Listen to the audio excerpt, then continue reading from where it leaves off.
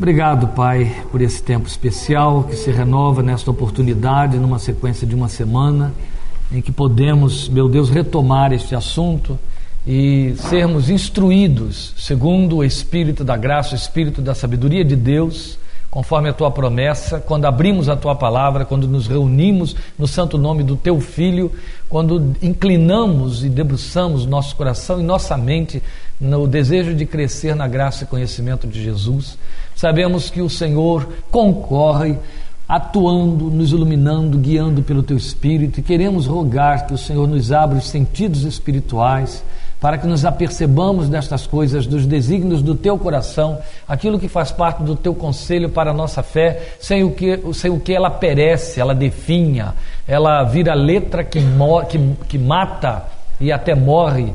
E a Tua palavra tão claramente diz que nós não podemos extinguir o Teu Espírito, e sabemos que somente no alimentar-nos desta palavra, ó Pai, nós podemos avivar a nossa confissão e a nossa fé. Rogamos então que o Teu Espírito nos conduza, nos guie, nos faça perceber, que o Senhor se sirva profeticamente desta palavra, deste estudo, destas considerações, para comunicar-te aos nossos corações e nos fazer perceber o que da Tua parte nos é dado saber, o que Tu sabes ser necessário para a nossa confissão e a nossa caminhada diante de Ti.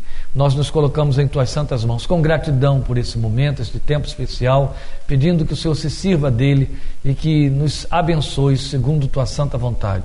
Em nome de Teu santo Filho Jesus, oramos e Te agradecemos. Amém.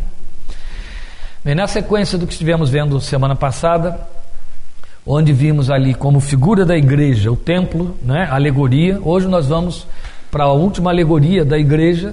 Estivemos vendo o tipo da igreja, os tipos humanos da igreja, depois vimos o templo como tipo da igreja, e nós aí, né, que somos esse templo, era o que estava sendo considerado. Hoje nós vamos ver, uma outra alegoria, que é a igreja como organismo vivo, então o corpo como tipo da igreja. E não fica bem conceituado colocar como tipo nem o templo, nem o corpo, porque embora isso seja tecnicamente permitido, possível, e tanto que você vai ter, já falamos, a rocha como tipo de Cristo, o maná como tipo de Cristo, mas é uma alegoria tão essencialmente didática. E no caso de corpo, mais do que o templo, o organismo, o corpo, é tão mais particularmente afeita à teologia de Paulo, que você trabalhar isso como tipologia é um pouco exigir um pouquinho mais. Mas a alegoria fica bem pertinente, e a tipologia se serve de alegoria o tempo todo. Então nós vamos pensar no corpo em caráter de alegoria. Então a gente vai trabalhar com a imagem de que Paulo se serve, onde ele começa a exortação. E ele começa, ou pelo menos nós vamos começar, pelo texto de Efésios 4, versículos 15 e 16. Eu não sei como está na versão de vocês, mas na minha, ela fica bem nítida, bem clara, e é muito interessante. Mas como ele começa o versículo 15, dando sequência ao argumento do 14, eu acho melhor nós começarmos pelo 14, e o 14 já abre um parágrafo, então isso vai facilitar um pouquinho mais. Então 4:14 de Efésios, o texto diz assim: o propósito é que não sejamos mais como crianças, levados de um lado para outro pelas ondas, nem jogados para cá e para lá por todo vento de doutrina e pela astúcia e esperteza de homens que induzem ao erro. Antes, seguindo a verdade em amor, cresçamos em tudo naquele que é a cabeça, Cristo. Dele todo o corpo, ajustado e unido pelo auxílio de todas as juntas, cresce e edifica-se a si mesmo em amor, na medida em que cada parte realiza a sua função. Aqui você já tem toda a fundamentação da alegoria, sem precisarmos irmos para o outro texto que é detalhista. Mas nós vamos para o outro, sem dúvida, que é 1 Coríntios 12. Mas aqui você já tem uma riqueza de detalhes muito grande na fundamentação do argumento. Chama sua atenção para o detalhe de que no versículo 16 ele diz assim: dele todo o corpo, não é todo o corpo, todo o corpo. Ele está falando então do corpo simbólico, certo? O corpo alegórico, que é a igreja. Esta linguagem vai ficar então explícita em 1 Coríntios 12. Mas aqui já dá para você perceber alguma coisa, porque ele está falando de corpo e cabeça, não é? Aliás, ele continua essa argumentação com outra proposta alegórica, que é Cristo, a igreja, marido e mulher, né? Os cônjuges, Cristo, a igreja e a vida conjugal. Mas aqui ele está falando de Cristo, a igreja membros do corpo, a igreja como corpo de Cristo. É muito significativo porque ele já veio em outros argumentos falando que a igreja, que é o corpo, é a plenitude de Jesus. Agora ele vai mostrar que há um programa, isso aí você tem desde o versículo 12, né? Há um programa de Deus no qual concorre o Espírito Santo, ele trabalha, ele se serve da palavra e ele também trabalha de forma bem particular, individual, que é fazer o crescimento dos crentes. Essa questão de crescer, que é um verbo bem pertinente a Paulo e a Pedro, essa questão de crescer, ela é significativa. O crescer, na linguagem de Pedro, é algo que pertence a mim e a você. Ou seja, o meu crescimento espiritual, é a última exortação de Pedro, segunda carta, o último versículo, o meu crescimento espiritual depende do meu investimento pessoal nessa direção. A linguagem de Paulo aqui mostra que há uma atuação dupla, Deus e você respondendo a Deus para que haja esse crescimento. Então lá em 2 de Pedro 3,18, ele diz que nós devemos crescer no conhecimento e na graça de nosso Senhor Jesus Cristo.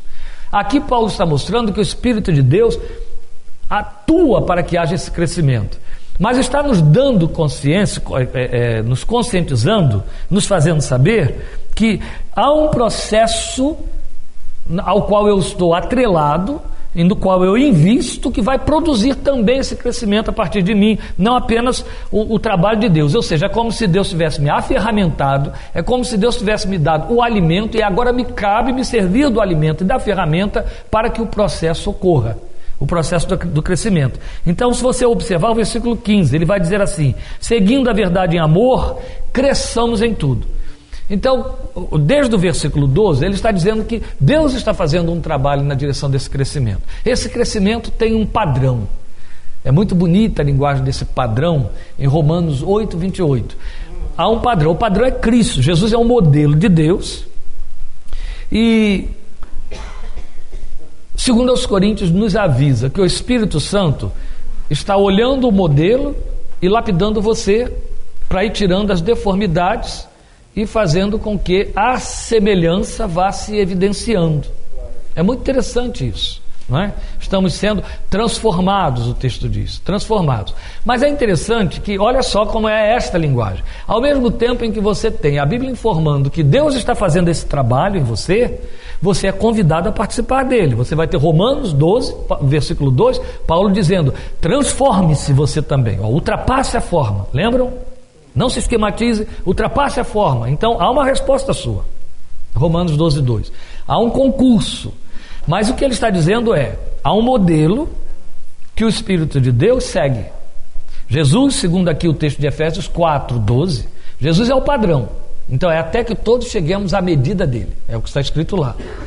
Então nesse trabalho de chegar à medida, Paulo está usando o verbo crescer. Tanto é que ele trabalhou aqui com um argumento bem interessante: você não pode ser criança, não deve ser criança, não devemos ser crianças. Ele usa a linguagem do ser criança para dizer: se você for um crente criança, você é carnal. Então ele associa a ideia de carnalidade à criancice, à pequenez, né, espiritual. Então ele vai dizer: não pode ser criança, tem que ficar adulto. Para ficar adulto, o que ele quer dizer? Tem que crescer, usa o verbo crescer. Vai crescer. Ao trabalhar a ideia de crescer, então ele estabelece essa metáfora de aspecto duplo. Jesus é o cabeça e abaixo da cabeça está o corpo. O corpo tem que crescer para acompanhar o desenvolvimento da cabeça. Aí ele vai explicar como é que esse crescer se processa. Então ele diz assim: seguindo a verdade em amor, cresçamos em tudo naquele que é a cabeça, Cristo. Agora ele começa a mostrar eu vou dizer funcionalidade? Acho que não. Vou falar do ajuste, do lugar, o espaço que esse corpo ocupa. Ele diz assim: dele todo o corpo, ajustado e unido pelo auxílio de todas as juntas. Olha quantos aplicativos, né? Quantas alegorias aqui. Ajustado e unido pelo auxílio de todas as juntas, cresce e edifica-se a si mesmo em amor, na medida em que cada parte realiza a sua função. Aqui, ele cria um comprometimento que vai dilatar passo a passo em 1 Coríntios 12. Qual é o comprometimento? O crescimento do corpo exige a participação de cada parte desse corpo. É nesse ângulo, nesse aspecto, sob essa ótica, e lá em 1 Coríntios 12, que leremos logo daqui a pouco, que você vê a igreja local. O que a gente quer falar com isso e dizer com isso? Quando a gente fala de igreja local, a gente está falando de igreja visível, certo? Você pode pensar na igreja invisível sob dois aspectos. A igreja que já não está mais na terra, não é? A igreja, acho que até eu falaria em três aspectos. A igreja histórica, que é aquela que está há 12.000 anos militando, então ela tem o passado e tem o presente. Se ela é passada, ela está invisível, mas ela está visível na memória, nos seus efeitos. E a igreja universal, porque ela está distribuída no mundo, e por conta disso, ela é relativamente invisível. Mas a igreja visível é a igreja local, certo? O que é que a gente vai chamar de igreja local? Bem, a cada vez que nos reunimos, ali está a igreja visibilizada.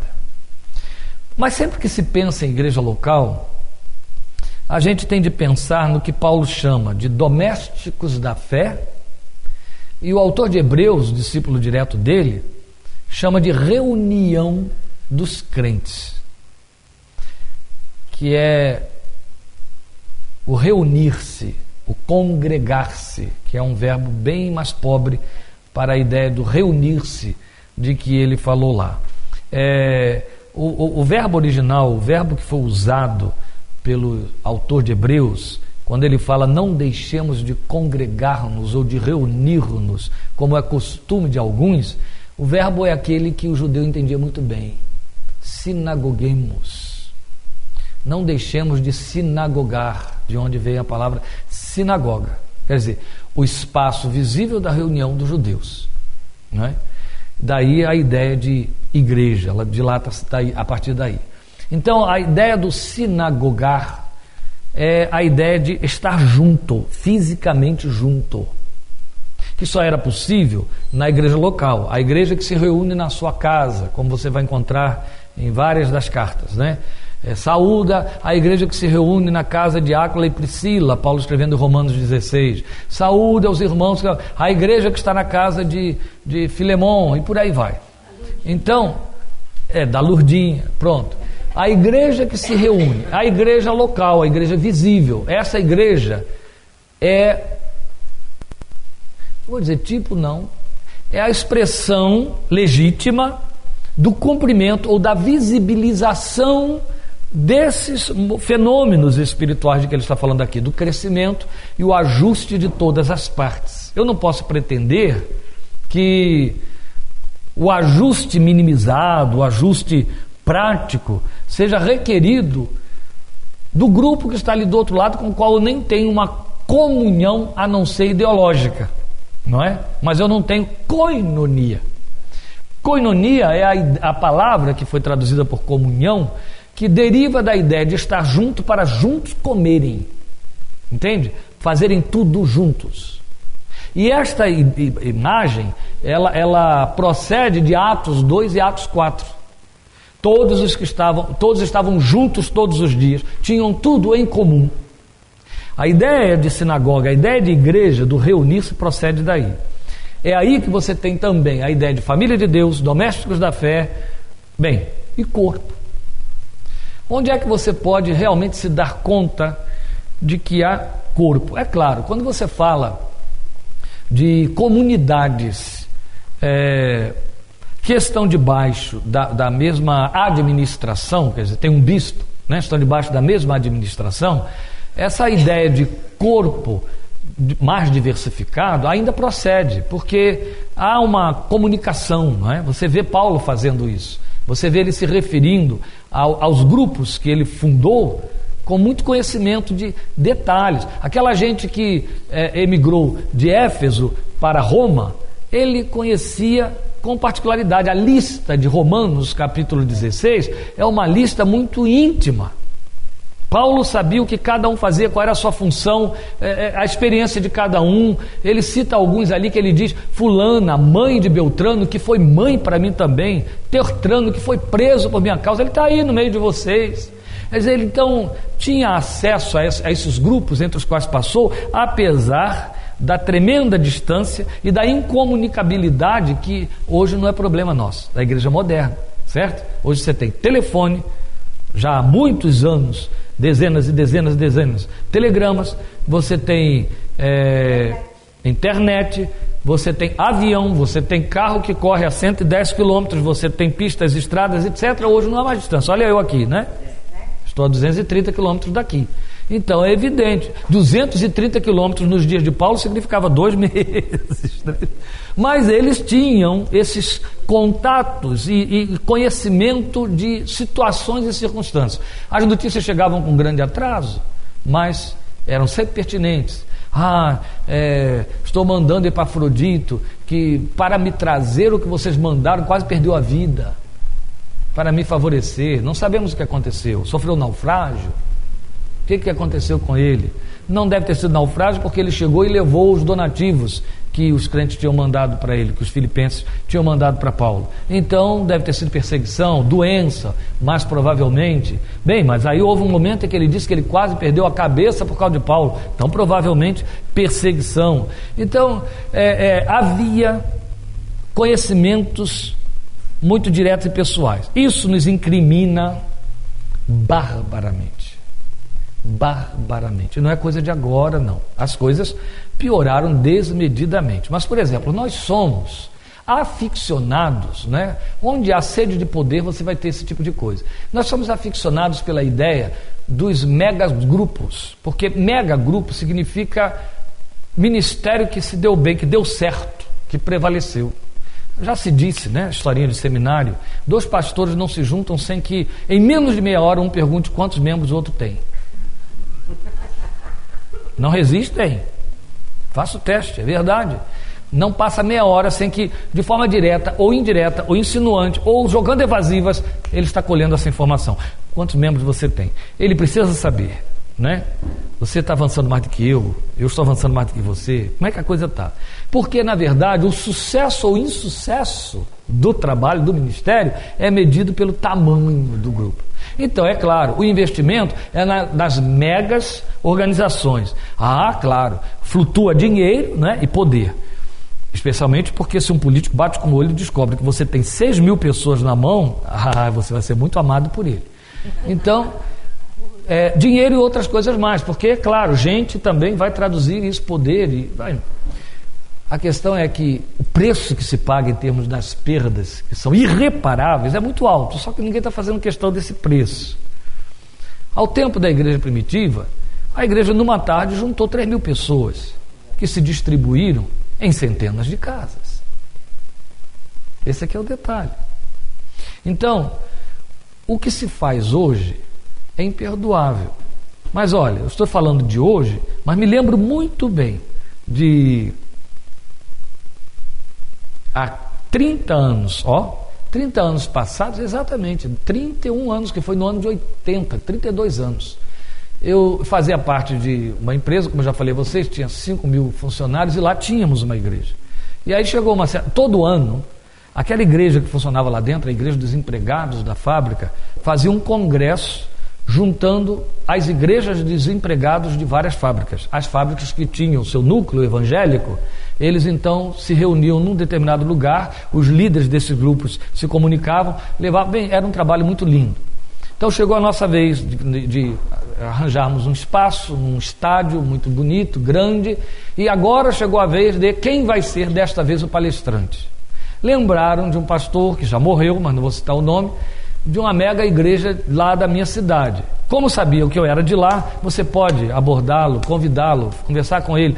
Você é seminarista, eu já era seminarista, você é seminarista, aí mesmo que ele vai ouvir você, tá bom. Consegui fazer contato com algumas pessoas da minha igreja que me disseram, ele vai estar dia tal, a igreja dele tinha 6.000 membros, ter acesso a esse homem, você tinha que passar por 3 secretários, não chegava lá não. A igreja, ele vai estar num culto doméstico, vai ser realizado na casa de uma juíza, que é membro da igreja dele, a gente coloca você nessa reunião, você segura ele. Tá bom. Aí fui. Realmente, era uma reunião de umas 20 e poucas pessoas numa sala, e ele estava falando ali e tal, era a casa dela, acho que ela tinha acabado de mudar para lá, e convidou, sei lá. Eu estou lá, né? Ela já sabia porque eu estava lá, todo o contato foi feito, então ela me apresentou a ele, e dizendo, ele tem um convite a fazer o pastor, precisa falar com o pastor no término da reunião. Quando oramos, de mãos dadas, quando terminamos, aí eu mesmo falei, né, pastor, eu preciso rapidamente lhe passar um convite. Aí disse o que era, já despertou o interesse dele, quando eu disse para o senhor ser palestrante no estádio onde vamos fazer o encontro. Na hora, né, interessou. Mas aí aconteceu uma coisa interessante, porque a pessoa que me pôs em contato com ele era uma médica que tinha uma secretária. A secretária estava lá porque pertencia à igreja dele. Era membro da igreja dele há muito mais tempo do que eu tinha de crente. E eu sabia que ela era membro da igreja dele, tanto que o contato foi esse. Então, quando terminou tudo, né, eu já tinha conversado com ele, etc., ele foi se despedindo das pessoas, das 20 que estavam ali. Aí foi apertando a mão, todo mundo, né? Tchau, tchau, tchau, tchau. E apertou a mão dela. Ai, pastor, estou tão feliz. É a primeira vez que eu consigo apertar a mão do meu pastor. Ele ficou vermelho. Assim. Ela era membro da igreja dele, eu acredito que uns 16 anos. Ouviram o que eu falei? Há uns 16 anos. Era uma crente muito participativa. Mas foi tão espontânea, ela não deu nenhum recado. Ela não estava. A mulher foi muito legítima. Ela falou com muita naturalidade, acho que foi por isso que ele ficou vermelho. Porque estávamos ali. A alegria que ela sentiu de ter apertado pela primeira vez, ter tido acesso para apertar a mão do seu pastor, porque ela era uma incógnita no meio de 6.000. Se vocês perguntarem assim, mas essas pessoas se reuniam lá? Sim, a igreja comportava os 6.000, tanto que não havia diáconos tomando conta do ambiente, eram seguranças. Porque diácono é muito crente, né? Tem que ser segurança. Então eram seguranças para poder ajudar lá na movimentação de 6.000. Bem, as perdas, então, como eu disse, são imperdoáveis. Na ansiedade que se tem de se fazer megas grupos para trazer poderio e privilégios e outras coisas mais, porque não tem muita justificativa. Essa conversa, que para mim não passa de conversa fiada, de que significa então que está havendo muita conversão, não justifica coisa alguma.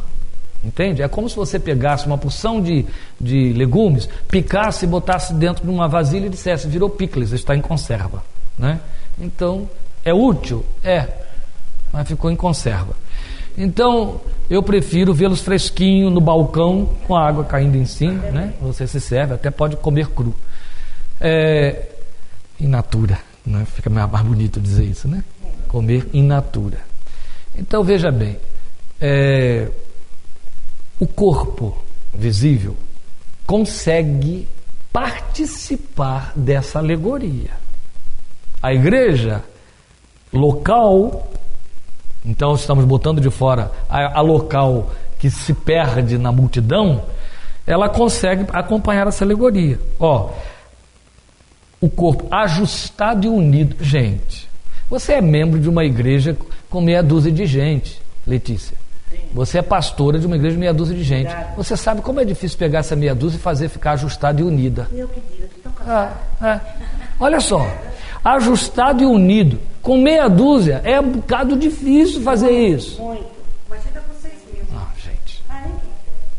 Eu me lembro que quando doaram para a igreja presbiteriana Betânia, uma área muito grande, onde Caio Fábio construiu lá o tabernáculo, né, que era muito grande. Aí eu estava lá ainda antes do Caio Fábio, numa reunião com o reverendo Antônio Elias, que era o pastor da igreja Betânia, que naquele tempo tinha uns 200 e poucos membros. Para não ser, não tentar ser tão detalhista, não passava de 230. Eu tinha bastante afinidade com ele e com Dona Maria José. Então era um sábado pela manhã em que eu estava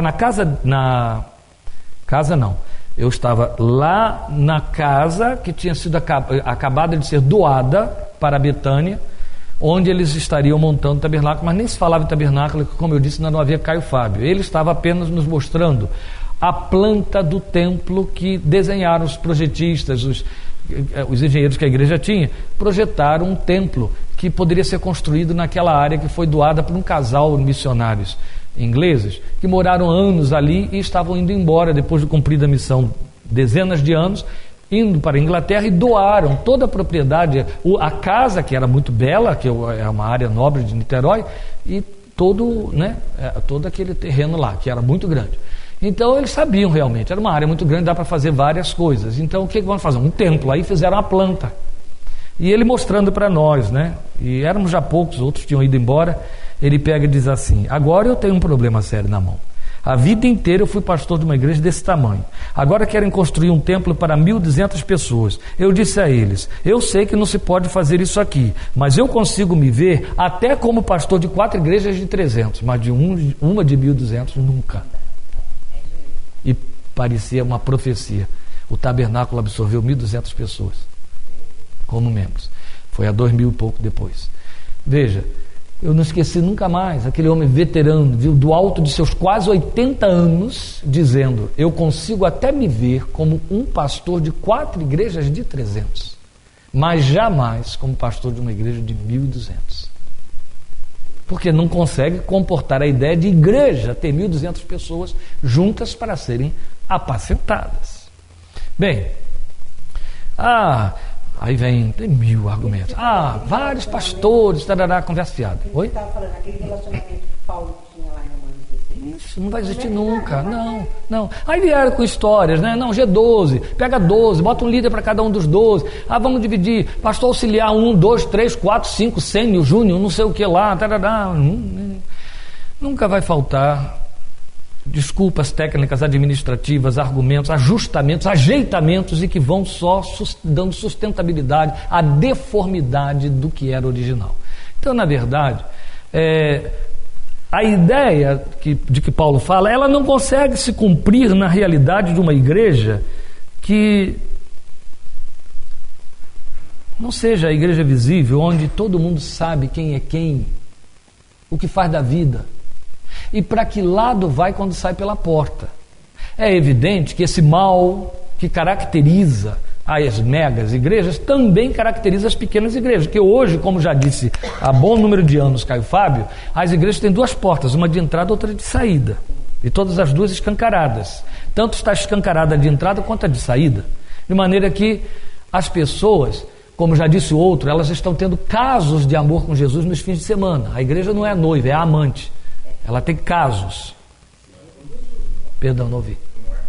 Não é, mas ele está falando a partir da mentalidade do povo, né? Eu vou lá no fim de semana, eu tenho um momento de êxtase. Então são casos de amor. Então é a amante do Cordeiro, não a noiva do Cordeiro. Mas na proposta dele, ela é a esposa. Então ela tem vida, não é? Participação, divisão de espaço por aí, dividindo espaço junto. Bem, as pessoas hoje, porque como são usuárias dos serviços que a igreja presta, não entendem nada dessa linguagem. Então é fácil sair pela porta e ninguém sabe para onde cada um está indo. Aí a coisa muda de figura. De maneira que muito mal, você sabe.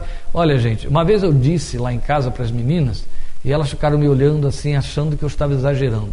Meu pastor era velho e também não era ninguém para você colocar aí numa plaquinha não era, ele tinha todos os seus defeitos, etc, como nós todos, mas ele era pastor do seu grupo, e o grupo tinha 409 pessoas, já era muita gente, mas ele, com mais de 70 anos, isso era um mérito dele. Ele sabia nome e sobrenome de cada um dos 409. Saber o sobrenome de 409 pessoas do mesmo grupo é muita vontade de estar, de fato, inteirando-se, etc. Sabia. Coisa tremenda. Outra coisa que não era tanto assim, mas havia um número muito grande daqueles que se aproximam mais, etc., cuja data de aniversário ele tinha de memória. Então,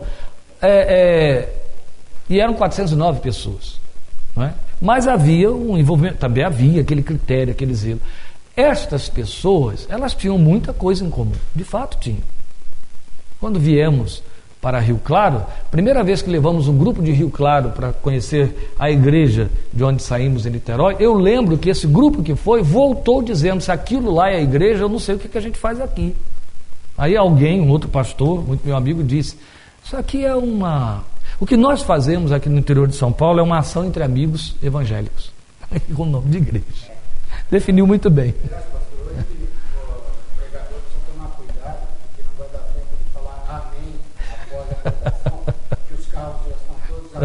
Já aquecidos para sair. Senão perde o Fantástico, né? Se for no domingo, perde o Fantástico. Pois é. Então veja só. A questão é, não há mesmo isso. É bem diferente. Eu estava pregando em São Luís e o pastor, muito meu amigo, um homem de Deus sincero, jovem, eu contava para eles, com saudosismo, a nossa experiência numa igreja que a gente dizia e era fato, né? Ainda temos aí as testemunhas bem vivas dessa realidade, também saudosistas. A igreja tinha sempre, garantidamente, a hora de começar o culto. Então, todo mundo sabia que o culto começava no domingo, 7h. Até que horas vai o culto? Opa, isso não vamos saber dizer nunca. Esperava-se que o culto terminasse 9, 9h30, mas tinha ocasião que ia até 15 para meia-noite. E todo mundo na segunda-feira tinha que acordar cedo, trabalhar. E mais, a grande maioria, quando eu falo grande maioria, eu estou falando de algo da ordem de 85%, tomava ônibus, não tinha carro. Alguns faziam transporte solidário, botavam mais 4 no seu carro, mas a maioria que tinha carro tinha mulher e filhos, então não dava para botar mais ninguém. Então a grande maioria tomava ônibus, inclusive o pastor da igreja. Mas por que essas pessoas ficavam até 11, 11h30? Bem, geralmente era assim. O culto de fato chegava ao fim, mas ninguém deixava ele acabar. Então encerrou a mensagem, você faz a oração final e o pessoal continua louvando, outros orando e vai, aquilo estica. Santa Ceia, então, era isso que às vezes fazia aí até 15 para meia-noite. Quando terminava mesmo cedo, por exemplo, terminava 9h30, 10 horas, esta era a razão porque ele se estendia muito. É que se terminasse 9h30 ou 10 horas, ninguém ia embora. Não ia. Então eu comentava isso com esse pastor de São Luís e ele disse, eu nunca vou ver isso acontecer na minha igreja. Isso não existe. Aí houve um domingo, eu estava lá, né? E tivemos um trabalho especial lá e tal. Eles trouxeram um grupo caribenho que tocou de forma linda e tal. Eu lembro bem que eu preguei em Romanos 8. E foi um culto que, bem, aí teve tudo assim. Terminou a mensagem, teve a bênção lá que ele deu, fechou, e o grupo voltou para tocar espontaneamente. Ele tinha encerrado o culto, deu os anúncios, reuniões durante a semana, tal, Deus abençoe, vão na paz e tal. O grupo vem para frente e começa a tocar de novo. Eles tocavam num grupo que tinha um trabalho muito bonito. Os instrumentos deles eram aqueles tambores feitos com latões de petróleo, né? Então era um troço muito bem treinado, bem trabalhado. Eles tinham um CD deles. O grupo começou a tocar e o povo ficou sentado. E o grupo foi tocando. E aí o rapazinho que dirigiu o grupo começou a dizer, adora o Senhor, tal. Glória a Deus. Aí pronto, aí começou aquilo, né? O povo vai orar, e tal, e canta, e fica em pé, e senta, e fica em pé, e senta, e canta, e tarará. E foi dando 10h30, 11 horas, 11 e pouco. Aí eu olhei para ele e falei, viu como é? E as lágrimas dele desciam assim, olha. Viu como é? Eu lembro que no dia seguinte, segunda-feira, eu estava saindo assim do banheiro da casa dele. Aí ele me segurou ali na porta do banheiro, ele era alto, botou a mão assim por cima da minha cabeça no coisa da porta. Eu fiquei cá embaixo do braço dele. Ele disse, e agora, como é que vai ficar isso daqui para frente? Eu falei assim, o que fizemos ontem? Ele, como assim? O que nós fizemos ontem para aquele culto ir até às 11 alguma coisa? Nada. Eu falei, pronto, não tem nada para fazer, não tem resposta para te dar. Simplesmente deixa o Espírito ser o dono da igreja, não é? e não ter que cumprir nossas determinações e etc.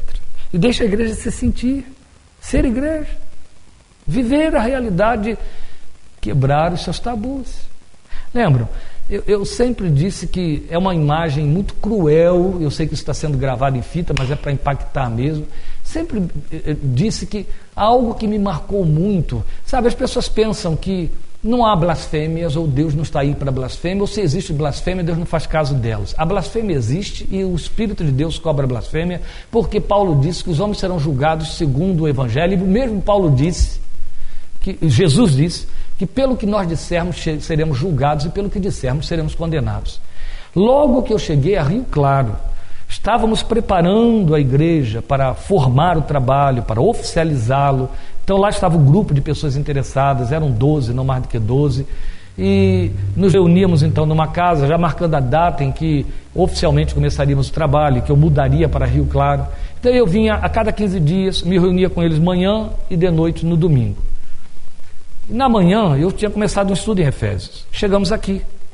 Quando chegamos aqui nesse texto, toda junta, pela justa cooperação de cada parte, eu comecei a dar ilustrações com a realidade que vivíamos em São Gonçalo, lá no Rio de Janeiro, mostrando o que era essa familiaridade dos crentes, essa liberdade de entrar e sair, de se procurar ao longo da semana, de não se limitar ao horário do culto. Mas eu não conhecia Rio Claro, eu estava pensando que eu estava no meio do reino, e aí devia até ser reino, sei lá qual. Aí, eu estou falando isso com naturalidade e sou interrompido por uma mulher. E eu não conhecia as pessoas nas suas características. Eu estava tendo primeiros contatos com eles. Como ela estava ali entre os fundadores, para mim, ela, marido, etc., tinham lá aquelas mesmas... Estava no mesma têmpera de todos. Ela me interrompe de forma assim meio agressiva. Ela pega e diz assim: pastor, está dizendo que esse modelo de igreja, as pessoas ficam... entrando na casa umas das outras? Eu falei: olha, eu não estou dizendo que as pessoas ficam entrando na casa umas das outras. Isso. Eu estou dizendo que elas têm comunhão umas com as outras, até no acesso às suas próprias casas. Aí eu tinha dado exemplos. Eu disse, por exemplo, que era uma verdade, que às vezes eu chegava em casa e encontrava 4, 5 me esperando. Antes do dono da casa chegar, eles já estavam lá. E era tão natural isso. E era assim com a casa deles, não era só com a minha. Isso era entre as pessoas, era muito comum entre nós. Se não fosse ninguém, se você não achasse ninguém, ficava meio estranho, ficava um vazio, uma coisa... E aí, quando eu digo isso, ela pega e fala: na minha ninguém vai ficar entrando fora de hora, não. Eu não tenho casa para ficar disponível para os outros. Foi um impacto para mim aquilo, porque foi uma palavra tão carnal, tão diabólica, em cima do que estava ministrando. Teve referendo de outros. Bem, a igreja se estabeleceu. Não preciso dizer a vocês que ela e o marido foram os mais problemáticos membros que aquela igreja teve, de maiores resistências, etc. Aquilo cresceu, eles foram embora, não suportaram estar naquele ambiente que não viveu isso, mas ele, nem o que viveu eles suportaram, mas ela continuou frequentando igrejas, eles também, e ele também. Até o dia em que ela chega em casa, ele está pendurado numa corda na sala. A primeira coisa que me ocorreu quando me convidaram para o funeral dele foi dizer: se a igreja frequentasse a casa, talvez ele não tivesse tempo. Porque eu já disse, uma pessoa pega uma arma, dá um tiro, pega um bolinho de comprimidos que geralmente não funciona, engole, vai parar no hospital, lavagem estomacal, às vezes não dá certo, morre mesmo. Às vezes o tiro funciona, morre mesmo, mas enforcar-se... Não, você tem 2 nós, entende? Há um e um segundo para ser feito. Quem faz enforcamento para suicídio quer morrer. Entende? É definitivo. Quer morrer. Simplesmente quer morrer. Então, eu considerei o fato de que, e disse, me remontando a mais de uma dezena de anos antes, aquela palavra daquela manhã, blasfêmia, e eu disse: acredito que passados alguns dias, a primeira coisa que ocorreu a ela foi: se minha casa fosse frequentada pelos crentes, talvez o contexto fosse outro. Sim, se fosse daquele contexto da minha, eu lhe garanto que seria, porque os crentes tinham empatia e discernimento. Eles tinham. Ontem eu li uma reportagem de um psiquiatra americano, que eu não lembro o nome, sobre o que você vive aquilo que você crê, você não fica tão doente como você ficaria. Claro. Perguntaram assim para ele, mas só o fato de eu ter uma religião, ele falou, não, você tem que estar comprometido com ela. Assim também como você fica doente através do que crê. Se você crê numa doença, é nela que você vai viver. Evidente, traz. Claro que traz, né? A regra número 1 de um bom curso de psicologia, não é qualquer coisa, é que você trabalhe com o conteúdo que a pessoa lhe traz. Se ela lhe traz um bom conteúdo, não joga ele fora. Certo? Ela pode estar disfuncional, mas você tem um cristão com um bom conteúdo, então você o leve a adequar-se ao conteúdo que ele tem. Isso. Agora é claro, também eu posso crer em bobagem que vai me adoecer, né? A fobia é uma crença mágica naquilo que não presta, né? E que é ruim. Bem, voltando então, todas as juntas, aí ele cresce, ele fica em amor na medida em que cada parte realiza a sua função. Então ele vai falar agora dessas funções em 1 Coríntios 12. Eu sei que parece que nessa abordagem nós estamos assim, saindo muito do contexto de tipologia, mas não é, estamos dentro da alegoria da igreja como corpo. Vou ler, é evidente, a partir do versículo 12, é 1 Coríntios 12, de 12 em diante. Ora, assim como o corpo é uma unidade, embora tenha muitos membros, e todos os membros, mesmo sendo muitos, formam um só corpo, assim também com respeito a Cristo. Olha, ele já está mostrando que vai falar sobre diversidade na unidade, certo? Então ele está tomando o corpo como alegoria dessa unidade, para mostrar que só pode ser unidade se for um corpo. Aí ele diz no versículo 13, pois em um só corpo todos nós fomos batizados em um único ou por um único Espírito, quer judeus, gregos, escravos, livres, a todos nós foi dado beber de um único Espírito. A beleza está na primeira linha, não só, mas especialmente. Em um só corpo todos nós fomos batizados, ou seja, fomos mergulhados num corpo só, formando um corpo. Foi o Espírito quem fez isso.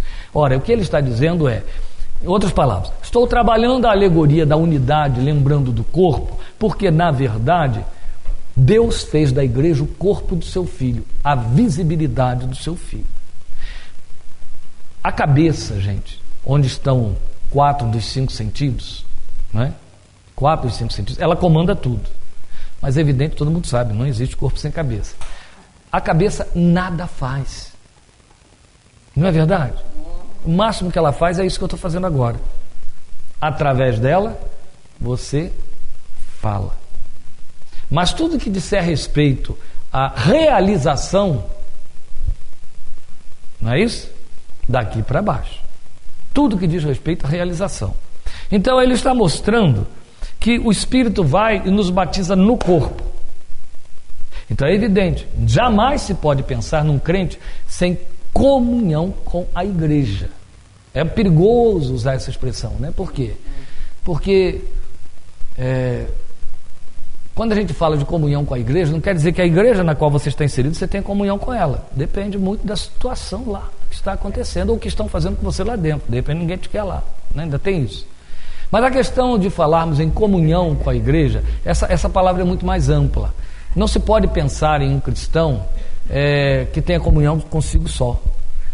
Eu e Cristo, ninguém mais. Isso não é corpo.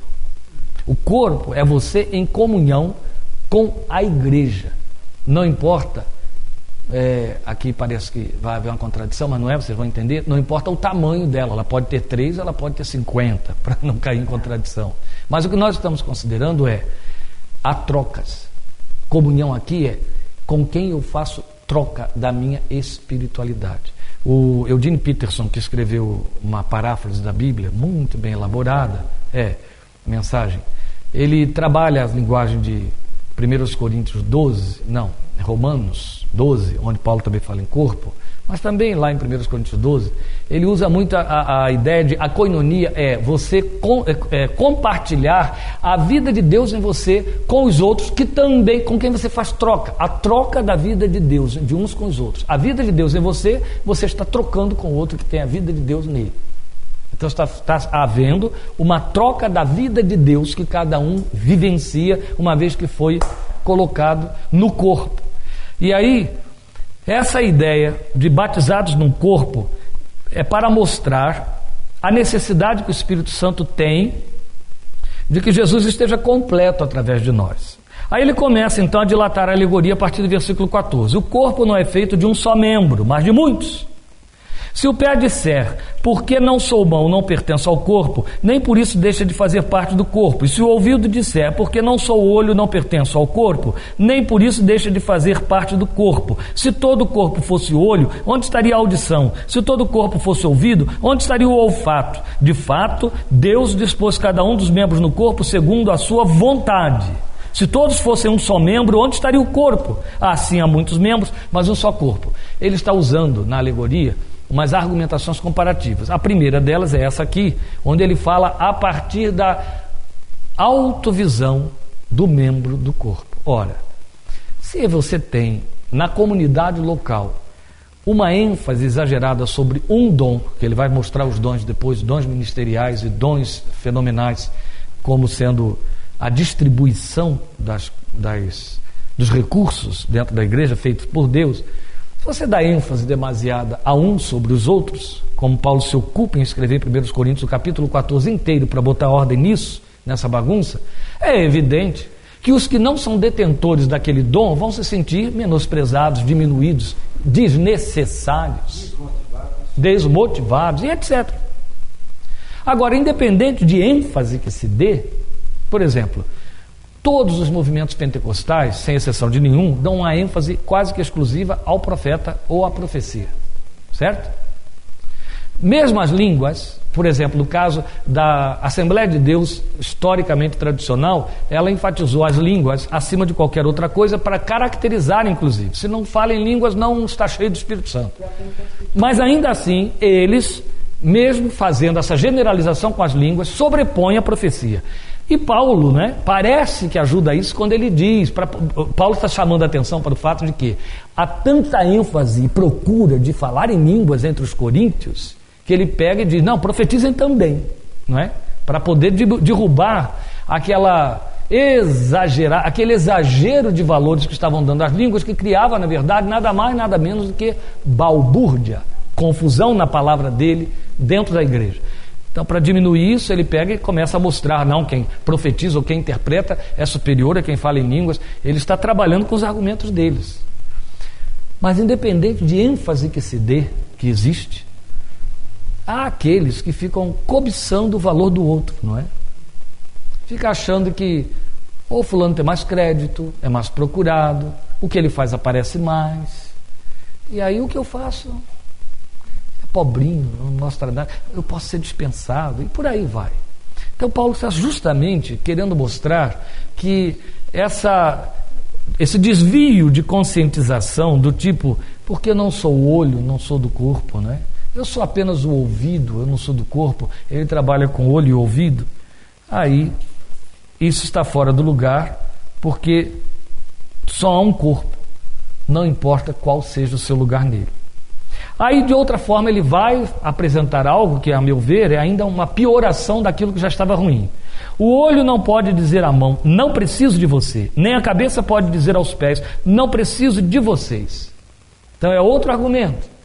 É quando há uma acepção, Eu digo que sempre toda acepção redunda em decepção, Há uma acepção e, então, aqueles que são menos, como ele usa, a expressão que ele usa, notórios, não, nobres, são menos nobres, então são menos considerados e por aí vai. Se existe? Gente, só existe. Já falei a vocês, que grupos inteiros têm um estilo paroquial de tal maneira que só o líder, o ministro, é que tem algum valor. Nem o auxiliar presta. Ele é detentor de toda a unção e etc. Então, só a oração dele que vale, só a visita dele que presta, só a palavra dele que prevalece. E isso é uma forma de trabalhar-se isso aqui que você tem no versículo 21. E aí ele vai dizer assim no 22, ao contrário, os membros do corpo que parecem mais fracos são indispensáveis. Podem ser fracos, mas são indispensáveis. E os membros que pensamos serem menos honrosos, tratamos com especial honra. E os membros que em nós são indecorosos são tratados com decoro especial. enquanto os que em nós são decorosos não precisam ser tratados de maneira especial. Mas Deus estruturou o corpo dando maior honra aos membros que dela tinham falta, a fim de que não haja divisão no corpo. Eu vejo nisso aqui, ele trabalhando a alegoria, mas usando uma palavra profética. Ele está falando da alegoria, mas ele está trazendo isso para dentro da realidade da igreja, dizendo que há um compromisso de Deus, então é por isso que eu estou dizendo que é profético, há um compromisso de Deus em valorar o que está menos valorado. Verdade. Toda a filosofia de Deus é essa, você vai encontrar em 1 Coríntios, capítulo 1, 29 e 30. E depois nós vamos ouvir a Bíblia, Pedro, dizendo: ele exalta o humilde, e o humilde se exalta. Isso continua sendo verdade na igreja. Então, o mais humilde, o que ninguém valoriza, é nesse que ele vai investir. Aliás, ele tem o hábito de chamar os que não são para confundir os que são, né? Isso continua sendo verdade na igreja. Então, o mais humilde, o que ninguém valoriza, é nesse que ele vai investir. Aliás, ele tem o hábito de chamar os que não são para confundir os que são, né? A fim de que não... Sim. Não, pode falar, eu só ia ler. Uma pergunta. No caso, porque nem sempre a liderança se coloca nessa condição de suprema soberania aí, mas o corpo se manifesta... Sim, era isso que eu estava falando. Qual é a doença do corpo nesse caso? Olha, eu falei aqui que a gente encontra... Aí complica. Eu falei aqui que a gente encontra um sistema paroquial em muitos lugares, certo? O líder é o sacerdote, é o pároco. Ninguém mais serve para nada, só ele. Pode haver uma retroalimentação, mas via de regra já é um procedimento cultural que vem da parte do povo. Nada impede que o líder quebre isso. Eu lembro que no tempo de Antônio Elias, alguns grupos presbiterianos, que eles eram presbiterianos, começaram a tentar educar o povo e conscientizar o povo sobre a chamada liderança colegiada. Até prevaleceu, até hoje a Igreja Betânia evidencia isso. Liderança colegiada. Eles departamentaram setores de atividades da igreja de maneira que não davam acesso à procura de certas pessoas com algum tipo de solicitação.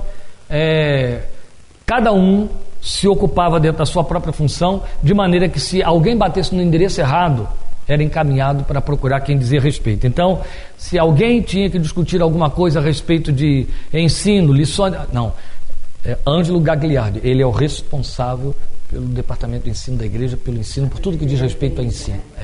Por tudo que diz respeito a ensino. Doutor fulano de tal é que vai orar por vocês, vai tratar com vocês na questão de doenças, etc.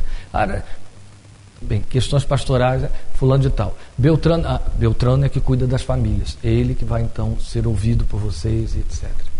Ou vocês, vai ouvir vocês, etc. Então eles foram educando a igreja para essa liderança colegiada. E aí, mobilizaram a igreja inteira. Os novos vão chegando, vão encontrando o ambiente formado e vão se adequando.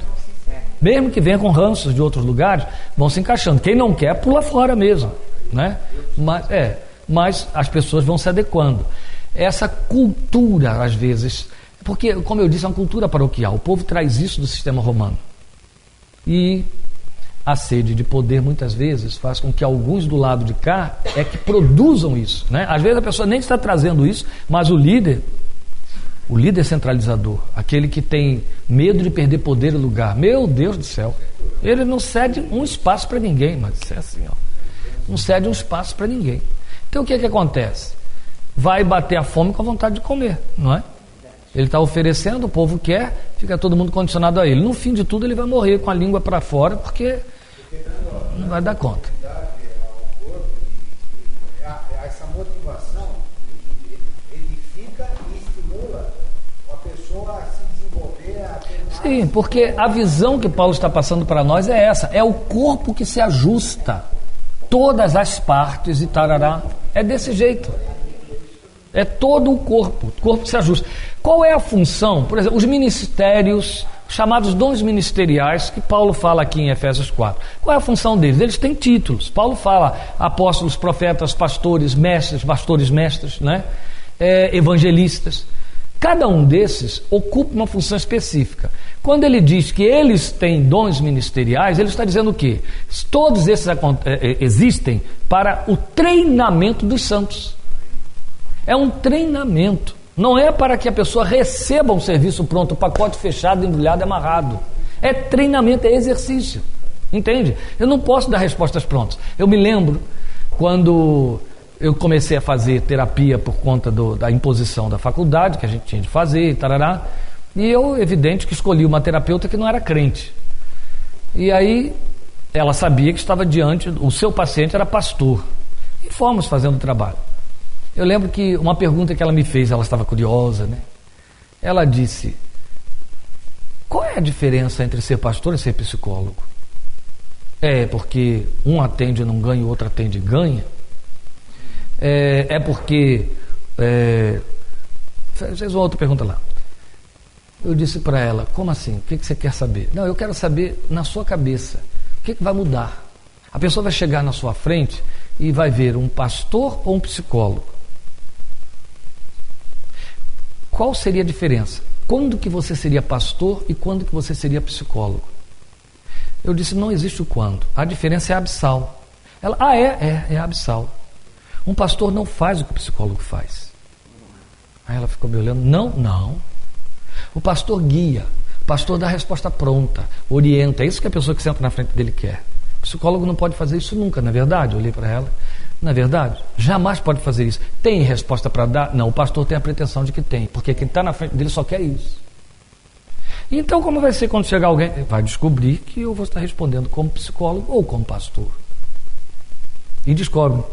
Por exemplo, de vez em quando eu recebo um e-mail mal criado de um grande amigo que diz assim: não gostei, eu sinto mais falta do pastor, você está respondendo como psicólogo. Eu disse: agradeça. E se eu fosse te responder como psicólogo, você ia ter a experiência de Moisés descendo do monte com as tábuas. Entra no arraial e todo mundo é condenado. Então, ouça o psicólogo e deixa o pastor de lado. Não mexe comigo. Não mexe, porque senão vai feder. Então, o pastor, porque esta é a solicitação, ele guia. Na Bíblia, ele guia, mas como é esse guiar? Ele treina. O psicólogo também treina. Só que o psicólogo não tem resposta de orientação. Não. Ele dá várias saídas. O pastor, ele tem a resposta, que ele tem o conteúdo moral, o conteúdo bíblico, revelacional, profético. Mas aí, ao levar a resposta, ele tem de levar você a se exercitar nela. Eu tenho dificuldades em casa, na minha casa, com a minha família. Por quê? Porque os meus solicitadores, não estou falando psicólogo, os que só querem continuar solicitando o pastor, vêm em busca da orientação pastoral e eu tomo minhas medidas. E a família fica pressionando. Fulano não vai ser ouvido de novo? Está te procurando de novo? Não, eu estou treinando ele. Ou ele toma posição, ele desiste. Estou deixando ele sofrer a dor dele, dar com a cara na parede, até que ele entenda. Ou eu vou ali pelo caminho que ele estava me mostrando, ou eu tenho que desistir, vou tentar ouvir outro me dizendo o que eu quero ouvir. Então eu tenho dificuldade que a família fica pressionando. Você não vai ligar? Você não vai ouvir? Não vai procurar? Não vai marcar aquele horário que fulano... Não, fulano tem que viver essa dor nesse momento. Às vezes você sabe até por quê. Geralmente a dor que está sendo vivida não é nem treinamento, é punição mesmo, certo? E você vai se meter nesse tipo de coisa? Não, você tem que deixar haver algumas lágrimas caindo lá que produzam a tristeza, segundo Deus, que gera o arrependimento. Se você se mete ali, você é anulador. Foi como eu disse para uma pessoa há pouco tempo: você sabe qual é o problema do seu filho, meu caro? E você vai chorar isso até um dia de você arrancar os cabelos. Um dia você vai arrancar os cabelos. Sabe qual é o problema do seu filho? Seu filho não precisa de Deus. Você é Deus. Então, e por que você é Deus? Porque você sabe muito bem que a vidinha suja do seu filho, blasfema e debochada, requer juízo. E você se põe no lugar de Deus para que seu filho não encare Deus. Você está protegendo seu filho de Deus. Sabe com que ele vai tratar? Satanás e suas hostes. É isso que você está comprando para seu filho. É nesses termos que vocês estão ouvindo que eu falei. Estou advertindo a pessoa. Você acha que a pessoa gosta de ouvir esse tipo de coisa? Não, é a verdade nua e crua, mas é a única verdade que tem para dizer. Isso não poderia ser dito de outra maneira? Não, eu não digo com ira, eu só digo com verdade, nua e crua, sem rodeio, porque não pode fazer rodeio numa coisa onde a pessoa quer realmente adoçar. Ela quer te devolver isso dizendo assim: eu estou deixando meu filho ver a graça na minha vida. Eu falei, você não entende de graça? Como é que você pode estar mostrando isso? Você não está entendendo nada da graça. Você está sendo Deus para seu filho. E cúmplice, muito bem. Você está sendo Deus para seu filho. E isso vai ser um problema muito sério, especialmente porque esse Deus morre. Além de falhar, morre. Não vai ter poder para sempre. Nem tem poder para sempre e ainda morre. Então qual é o resultado? Há coisas que você realmente... Então o pastor, ele treina. E para treinar, é evidente que nem sempre ele vai agir, fazer, dizer ou dar o que a pessoa quer. Ele é passível de julgar errado, achar... Claro que é. Mas por outro lado, ele tende a acreditar que Deus o pôs para isso. É claro que ele vai vivenciar a sua realidade com oração, vai chegar diante de Deus e dizer, eu não sei, ou vai dizer com honestidade para a pessoa, como terapeutas têm que dizer, olha, eu não sei o que eu vou te dizer aqui. Eu me lembro desse mesmo que a mulher falou lá, sou membro de sua igreja há tantos anos, nunca apertei sua mão. Eu lembro que eu mandei para ele, já há bom tempo depois disso aí, um homem que eu evangelizava há mais de 5 anos e que num dado momento entrou numa crise muito violenta e aí foi a porta aberta da conversão dele. Como ele tinha uma prima que era membro daquela igreja e jamais passou a 100 metros de uma igreja evangélica, e ele queria então assistir a algum culto para conversar com algum pastor, e eu disse para ele, você conhece alguém perto de onde você mora? Não, minha prima é membro da igreja de fulano de tal. Eu falei, vai lá. Ele tem as secretárias, tem dia de atendimento, tem hora de atendimento. Agende uma conversa com ele. Conseguiu. Agendou e foi, sentou lá diante do homem e conversou. Aí me trouxe o retorno. Ele me deu o retorno, ele me ouviu, eu expus toda a história que você sabe, eu falei, o que ele lhe disse? Ele olhou para mim quando eu acabei de falar e disse, fulano, eu vou orar agora por você, porque eu não sei o que eu vou te dizer.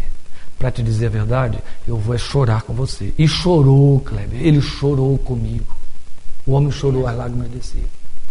Esse tal não tinha o que dizer e chorou com ele. Ele estava chorando, evidente, né? Porque o problema dele era doído demais. E o pastor, porque não tinha o que dizer para aquele homem que estava vendo pela primeira vez, disse isso para ele, não sei o que te dizer. Vou orar com você e vou chorar com você porque eu estou com vontade de chorar. E chorou, e orou. Bem, o rapaz se converteu, ficou na igreja dele. Claro. Da mesma maneira, é na hora de dar realmente uma palavra, uma orientação. É treinar. Os dons ministeriais foram dados para treinar, não para fazer às vezes nem substitui Deus e nem substitui você na função que lhe cabe. O corpo precisa dessa função, mesmo porque a igreja fica com uma anomalia, certo? Ela é uma cabeça de um só membro, que é chamado pastor. Como uma vez uma charge alguém desenhou lá da Argentina, achei muito interessante, a igreja como um corpo, onde você só tinha na cabeça uma boca enorme, e o corpo todo eram 2 orelhas, muito grandes. Então era um corpo totalmente defeituoso. A cabeça só tinha a boca e o corpo todo só tinha 2 orelhas, imensas, fora do lugar, por sinal. Porque a própria cabeça não tinha orelha, era o corpo que tinha. Triste. Então ele vai mostrando para nós que na estrutura que Deus fez, existem esses desvios, essa incompreensão e não posicionamento, não é? Mas ele mostra que Deus estabeleceu os membros da forma como deve, para que não haja divisão no corpo. Olha aí, se um se sente inferior ou o outro se acha superior, já temos uma divisão estabelecida. Todos os membros, versículo 25, todos os membros tenham igual cuidado uns pelos outros. Tão belo quanto o Espírito nos batizou em um só corpo, é o que você tem aqui no 25. Todos os membros tenham igual cuidado uns pelos outros. Quando um membro sofre, aquele dilata a alegoria. Quando um membro sofre, todos os outros sofrem com ele. Quando um membro é honrado, todos os outros se alegram com ele. Ora, vocês são o corpo de Cristo e cada um de vocês, individualmente, é membro desse corpo. Eu entendo isso aqui, embora tenhamos aí Efésios 5, mas eu entendo isso aqui como uma das expressões mais significativas da aliança. A igreja é um corpo de aliança. Quando você fala de igreja corpo de aliança, você pensa em aliança com Cristo, e é verdade. Só que na mesma implicação, tanto Jesus quanto Paulo mostraram para nós que nesta aliança, a igreja está em aliança com o cabeça e ela está em aliança com os membros. É esta linguagem aqui. Um sofre, todos sofrem. Um é honrado, todos são honrados. A aliança, como toda essa linguagem é mística, como a própria fé é mística, a aliança é mística. A aliança é uma operação profética, sobrenatural, divina. É espiritual. A aliança não é, como o outro disse lá, ridicularizando com verdade, o que acontecia em Rio Claro, uma ação entre amigos. A aliança não é uma ação entre amigos. A aliança é uma corporificação, onde há mutualidade, comprometimento nessa mutualidade. Você não acha que essa falta de entrosamento, de comunhão, que seria a koinonia, falta de crer no poder de Deus, no que Ele diz e confiar em Deus? Do próprio crente, que é mais fácil você ir na igreja sentar, ouvir a palavra, que para você já vou dizer a turma, eu vou lá me alimentar. Ouve a palavra, porque vai que você está precisando de alguma coisa. E você sabe comigo, eu vou ter que... Isso, vai ter que fazer a mutualidade. Eu só não sei se dizer se isso é tão simples assim, falta de crer em Deus. Eu acho que falta ter espírito de corpo. Falta ter espírito de corpo, falta ter consciência de aliança. É essa a ideia de que eu me sirvo de Deus dentro da igreja ou do que lá dentro está se oferecendo. De maneira que tem o pastor, o missionário ou a pastora, ele é o porta-voz, é dele que eu vou ouvir, é o que me basta. Então não há visão de corpo, então não há mutualidade. Era o que eu estava dizendo aqui. Aliança. A aliança, ela é espiritual, ela acontece. Vou dar um exemplo a você, já citei, tem aí em fitas, eu só vou repetir. Sempre crie na igreja como corpo de aliança, de maneira que, na minha concepção, a igreja local é a expressão mais visível possível da aliança. Então, o que eu costumava dizer quando preparava alguém que estava querendo ingressar no corpo da aliança? Então, alguém que estava vindo de outra igreja ou alguém que estava sendo preparado para ser batizado, porque estava sendo treinado, evangelizado, discipulado. Eu dizia, olha, a partir do momento em que você assumir membresia aqui, isso é confissional. O reino de Deus é todo realizado na base de confissão. Se com a tua boca confessares a Jesus, se confessar, Ele é fiel, justo para perdoar os pecados. A igreja é um corpo confissional. Confessai vossas culpas uns aos outros. Você faz uma confissão por elas, suas palavras, você será julgado. Você faz uma confissão de membresia, de aliança, Deus vai levar a sério. Tanto é que, de outra forma, como que você poderia entender o cumprimento de Hebreus 13:17? O que Hebreus 13:17 diz? Orai pelos vossos pastores, porque velam por vossas almas, como aqueles que vão dar contas delas a Deus. Que coisa estúpida e burra e absurda estaria na Bíblia se Deus fosse me cobrar a situação da alma de alguém que está frequentando a igreja, se a gente mal dá conta daqueles com quem convive. É evidente que aqui nós temos, é o mesmo texto que vai falar, o mesmo livro que vai falar depois, não deixem de se congregar, da igreja local, a igreja visibilizada. Então o que acontece? Nessa igreja local, ela vai ser o parâmetro, a referência de sua aliança com o reino. Entende? As suas implicações, o seu movimento nessa igreja local refletem sua visão, está vendo aí, Carlão? Refletem a sua visão quanto ao reino. O que o reino é para você e como você é para o reino, você manifesta ali. Se você faz exclusões, Bem, também lá no reino você vai fazer acepção, quando o reino se manifestar, acepção entre anjos e anjos, né? Eu quero Gabriel, eu quero Miguel, eu quero ficar juntinho de Rafael, existe? Não sei, mas botam aí nos romances, né? Adriel, tudo que acaba em El, o povo está botando como nome de anjo. Ora, é complicado. Então o que acontece? No corpo de aliança, Deus vê aquele grupo como unidade, mesmo que o grupo esteja dando cabeçada, Deus está vendo como unidade. Aí, nesse grupo tem de se cumprir profeticamente: quem enfraquece que eu não enfraqueço. Um se enfraquece, todos se enfraquecem. Um é honrado, todos são honrados. O que eu disse que eu ia usar como ilustração? Eu lembro de já ter contado a vocês algumas vezes que houve uma época na igreja de Rio Claro em que começou a haver uma onda de desemprego. Tudo bem, a crise no país favorecia isso. Mas numa igreja local fica mais sensível. Você tem um grupo do qual você convive e sabe o que acontece com cada um. Então todo dia tinha um novo pedido de emprego para alguém que tinha acabado de perder o emprego. Naquela crise do Collor era fácil isso. Mas aquilo estava se generalizando. Eu chamei o povo para ir orar numa quarta-feira. Era nosso dia de reunião de oração. E eu disse: gente, vamos vir aqui quarta-feira para orarmos pelos que estão desempregados e pelos que estão perdendo emprego. Claro que só foram os próprios. Isso. Os que estavam cuidando da sua vidinha, estavam bem, graças a Deus, não apareceram lá. Ah, não deu outra. Eu vim para o texto de Efésios 4, eu li isso que está aqui, eu falei: é hoje, né? Quando chegou no domingo, eu disse: gente, eu queria que vocês viessem aqui quarta-feira orar pelos que estão desempregados, que você é a próxima vítima. Não, primeiro eu comecei a ouvir misericórdia. Eu falei: é misericórdia. Eu também no seu lugar ia pedir misericórdia, mas eu quero dizer que você vai ser a próxima vítima. Mas sabe por quê? Aí vim para cá. Porque a igreja é corpo de aliança. Acho que você não entendeu isso até agora. A Bíblia diz que quando um sofre, todos sofrem. Você está podendo usar o seu poder aquisitivo com muita liberdade e não está nem aí para o fato do que seu irmão já acabou um mês lá na casa dele e ele não vai poder pagar a CPFL, que era a companhia de luz, a conta telefônica, e etc, etc. Isso aí não te incomoda, não te aflige. Você queima o seu churrasquinho no sábado e não está sabendo como é que está lá na casa do outro, se tem alguma coisa no freezer dele. Não te incomoda. Isso não é corpo de aliança. Sabe por que não te incomoda? Porque não te tocou. Você não sabe o que é ficar desempregado. Então Deus vai precisar que você chegue lá.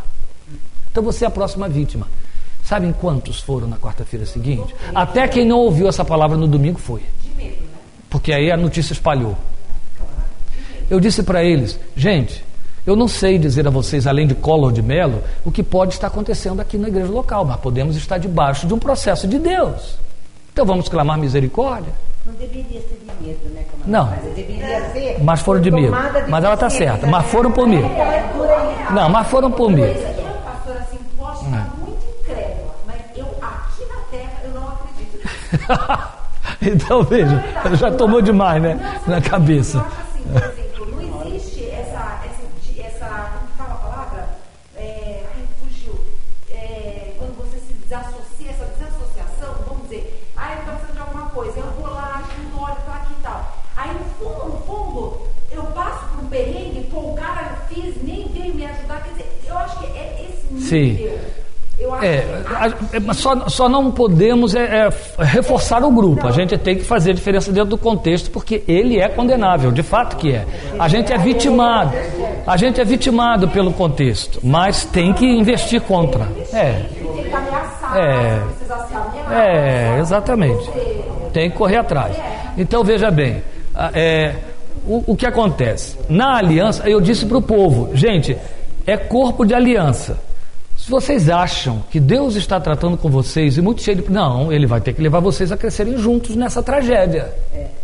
Então, venham pedir misericórdia. Como você falou. Aí eu creio que por medo foram, mas oramos. E de fato, quando o quadro se reverteu, foi atingindo todo mundo. Aí é claro, né? Contar vantagem, todo mundo conta. Oh, Deus ouviu a oração e tal. Mas depois sem chamar a atenção de nada, nem ter que exortar nada. Aí era lá fazendo o meu trabalho sacerdotal de intercessor. Eu sabia de um grupo grande que vivia de aluguel, não tinha propriedade, não tinha casa. E vocês sabem muito bem, agora a coisa não está tanto assim, mas naqueles períodos da transição de Collor para o Fernando Henrique, por conta daquela hiperinflação, vocês imaginam como que ficava o aluguel. A coisa era pesada, difícil, feia. Então, eu via o sacrifício de muita gente. Aí comecei a orar. Oi? O Itamar foi só uma... Não, foi transição mesmo de governo, né? Quando entrou quando entrou o Fernando Henrique. O quadro, o contexto, aquilo que veio como herança de Collor e Itamar, estava pesado demais e difícil demais. E é claro, né? Alguns segmentos se aproveitaram muito, e o setor imobiliário foi um desses. E aí a coisa estava pesada, e havia muita gente na igreja, não eram poucos, que não tinham casa própria, padecendo com muita dificuldade. Eu comecei a orar e fui chamando essas pessoas que não tinham casa própria, não chamei todos, e dizia: olha, começa a orar para Deus dar casa a fulano, não para dar você, pede pelo outro, que Deus dê casa a fulano. E fui orando assim. Bem, as pessoas se envolveram, de fato, elas começaram a orar por isso. Eu fazia o seguinte, eu chegava para quem tinha 2 filhos e mandava orar por quem tinha 5, estava vivendo de aluguel. E aí aquilo foi crescendo, e as pessoas foram mesmo orando, e o resultado é que funcionou desse jeito que eu estou dizendo a vocês. Antes de entregar o pastorado da igreja, todos, sem exceção de nenhuma daquelas pessoas, aí nós já estávamos para mais da metade do governo Fernando Henrique, do primeiro mandato, todos já tinham adquirido sua própria casa. Todos. Através de processos do governo, financiamento, etc., através de outras situações, heranças. A verdade é que... Então alguém morreu, né? A verdade é que todos conseguiram suas casas. Todos. Quando a igreja consegue crer nisso, o que é um corpo de aliança? Ora por quem está aflito, ora pelo lar que está se rompendo, ora por quem está... A coisa muda. Hoje eu peguei o boletim de uma igreja, uma das mais antiga igreja de Rio Claro. Estava vendo lá a folha do espaço aberto para intercessão. Então eles dividem vários assuntos e agrupam os pedidos de oração por assuntos. Ocupam a folha inteira do boletim. Se as pessoas levam aquilo a sério, é muito importante. Todos estão informados pelo nome de quem está passando por tal situação. Então lá está assim, olha, problema financeiro, problema conjugal, problema de drogas, está entendendo? Está tudo lá, e os nomes na frente, muito interessante. Missionários, campo missionário, tal situação, doenças, que é a lista maior, estão lá os nomes de todos. Inclusive eu estava lendo porque eu queria ver se alguns que eu conheço, que eu sabia que estavam doentes, estavam na lista cheia, estavam lá, o nome estava lá, de gente que a gente soube que estava desenvolvendo câncer, etc. Então, se a igreja prestar atenção naquilo ali e exercer isso, orar uns pelos outros, isso é corpo de aliança, é a consciência da aliança. Lá, naquela igreja que eu citei para vocês, que hoje não existe mais, se dispersou, houve divisões, outros líderes, etc.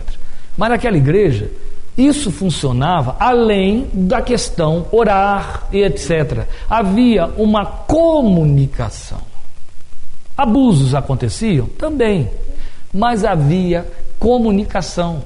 As pessoas eram informadas, sabiam, se movimentavam. Quando um deles lá ficou numa situação de penúria, a igreja começou a se mobilizar para ajudar. E eu me lembro desse rapaz começar a rejeitar a ajuda e rejeitar. Eu chamei, falei: o que está havendo com você? Não, porque até quando vai isso? Eu falei: até quando você precisar. Qual é o seu problema? Vergonha? Você está querendo então envergonhar esse povo? Você está se sentindo diminuído porque está amado e coberto? Ele foi ficando pálido. Ele estava sendo repreendido. Aí ele pediu desculpa, se ajeitou e usufruiu aquilo em paz e sossegado. Uma outra vez cheguei na casa daquela que você conhece bem, porque alguém me disse, Fernanda, me disse, está passando necessidade. Eu entrei lá e falei: fulano, eu vim aqui saber qual é o nível da sua necessidade, o que está te faltando, como é que as coisas estão, em que a igreja pode ajudar. Não, pastor, está tudo bem. A que morreu tinha 2 aninhos. Eu falei: está tudo bem. Tá tudo bem. Não está faltando leite para ela, tem lanche de manhã, tem lanche à tarde, está se alimentando direitinho no almoço.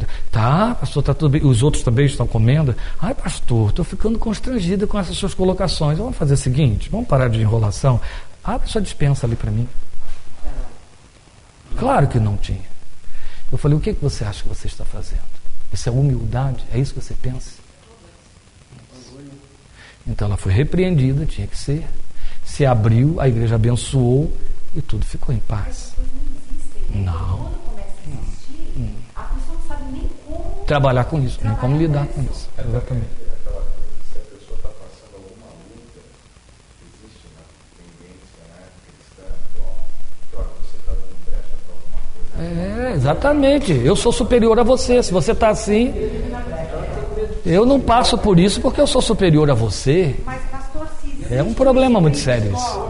Se existe o espírito do corpo, se existe o corporativismo, existe a amizade, existe a aliança. Teria que, né? Teria que.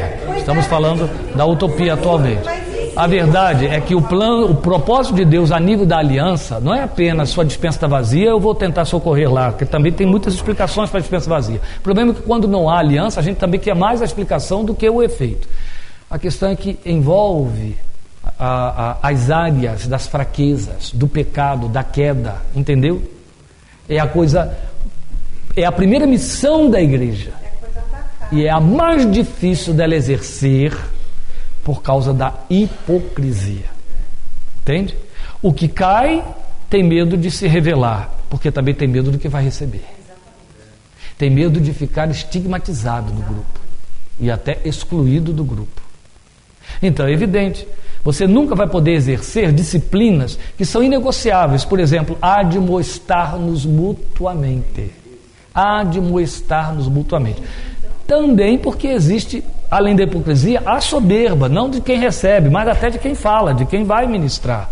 O sujeito querendo diagnosticar a razão da fraqueza do outro. Aí, é claro. Não, isso humilha, isso... Então, são coisas muito sérias, muito sérias. A gente conviveu com a igreja de Cristo num tempo em que essas coisas eram mais transparentes. Num tempo em que as pessoas, sem precisar usar de subterfúgios do tipo Deus me disse, Deus me revelou, elas liam na cara do outro. Gente, presta atenção, se psicólogo pode fazer isso e o Espírito Santo não está nem aí para ele, via de regra, não é? Como que você pode pretender diferente quanto a um filho de Deus em cujo coração o Espírito Santo habita? Basta querer ver, não é assim? Basta querer olhar no rosto do outro e discernir que ali tem alguma coisa que já não está bem. E aí, se houver acesso, se chegue e favoreça.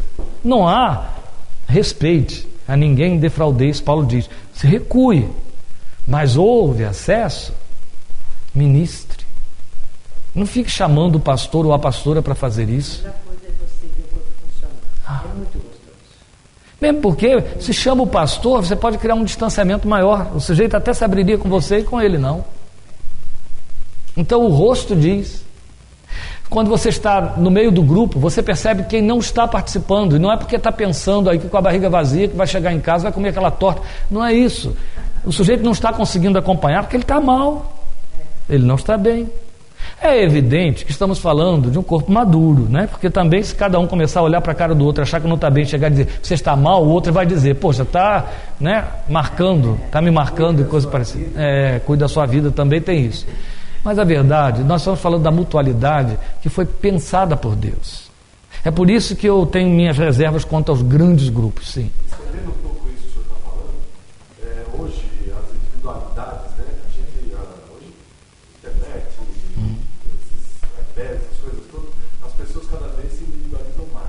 Isso. Os jovens, a gente percebe, por exemplo, onde estão os jovens, isso.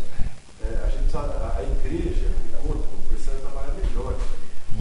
Todos os corpos, né? Trabalhando um pouco melhor nisso, porque a comunicação, ela é falha, apesar dela ser rápida, mas é o primeiro sinal da quebra da aliança. O primeiro sinal da quebra da aliança é a interrupção da comunicação horizontal. Entendeu? Não haver esse mancomunamento. É o primeiro sinal. Foi aquilo que ele falou lá, não sei quem falou. A pessoa entra, não, Carlão, entra, se serve, vira as costas e vai embora. É melhor que eu nem tome conhecimento do problema de ninguém, eu já tenho tantos. E também, a questão é, ao mesmo tempo que eu quero me livrar de me envolver com problemas, eu deixo de me envolver com a honra, com as bênçãos, com o que o outro tem para me dar. Sim. Mas a pessoa não tem essa... É o que ele falou lá.